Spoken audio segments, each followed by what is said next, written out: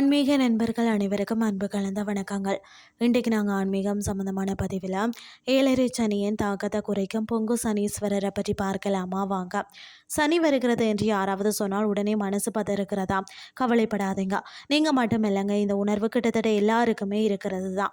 ஆனால் சனி பகவான் உண்மையிலேயே ஒரு தண்டிக்கக்கூடிய தெய்வமா, இல்லை அவர் ஒரு நீதி நாயகன், நன்மை செய்பவராக ஆசீர்வதிப்பவர், தீமை செய்பவரை திருத்துவதற்காக கஷ்டங்களை கொடுப்பவர். அதாவது பொங்கு சனீஸ்வரர் வழிபாடு என்பது பார்த்தீங்கன்னா, அதாவது திருவாரூர் மாவட்டத்தில் பார்த்தீங்கன்னா திருக்கொள்ளிக்காடு தலத்தில் அருள் பாலிக்கும் சனீஸ்வர பகவானை வழிபடுவதாக இங்குள்ள சனீஸ்வரர் பொங்கு சனீஸ்வரர் வடிவில் சுப பலன்களை அள்ளி கொடுப்பவராக விளங்குகிறார்.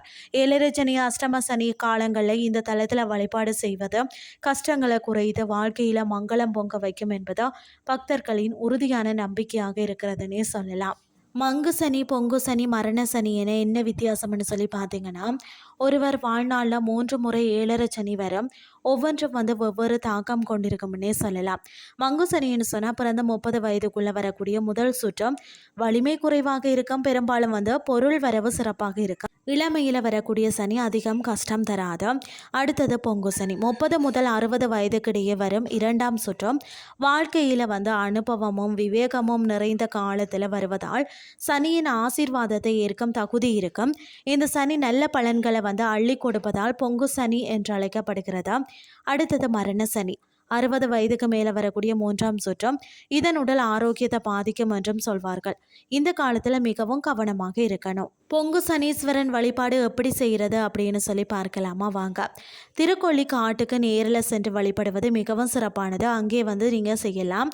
சனிக்கிழமைகளில் சனீஸ்வரருக்கு நல்லெண்ணெய் அபிஷேகம் செய்து வழிபடுவது விசேஷமான பலனை தரும். ஆலய தலவிருட்சமான வன்னி மரத்தில் கருப்பு துணியில் தேங்காய், வாழைப்பழம், எள் உள்ளிட்ட பொருட்களை கட்டி பொங்கு சனீஸ்வரருக்கு அர்ச்சனை செய்வது மரபு. சனி பெயர்ச்சி நாட்களில் இங்கே நடக்க மகா தீபாராதனை காண்பது மிகவும் புண்ணியமானது. 9 முறை நவகிரகத்தை வலம் வணங்குவது சனி தோஷத்தை குறைக்கும்னே சொல்லலாம். வீட்டிலேயே செய்யக்கூடிய சனி பரிகாரங்கள் பார்த்திங்கன்னா, கோவிலுக்கு செல்ல முடியாதவங்க வீட்டிலேயே இந்த பரிகாரங்களை கடைப்பிடிக்கலாம். சனிக்கிழமை அன்று சனி பகவானுக்கு எள் எண்ணெய் அல்லது கடுகு எண்ணெய் தீபம் ஏற்றி வழிபடுவதோ மிகவும் பலன் தரும். என்னென்னு சொன்னால், அனுமன் சனி பகவானின் காயங்களை கடுகு எண்ணெயால் குணப்படுத்தினாராம் அப்படின்னு சொல்லி புராணங்கள் கூறுகிறது. அதனால் கடுகு எண்ணெய் சனீஸ்வரருக்கு மிகவும் பிரியமானது. சனிக்கிழமைகளில் காலையில் நல்லெண்ணெயை தேய்த்து குளிப்பதோ சனியின் பாதிப்பில் இருந்து விடுபட உதவும். சனி கோரையில் காலையில் 6லிருந்து 7 மணி அளவில் இதை செய்கிறது விசேஷ பலனை தரும்னே சொல்லலாம்.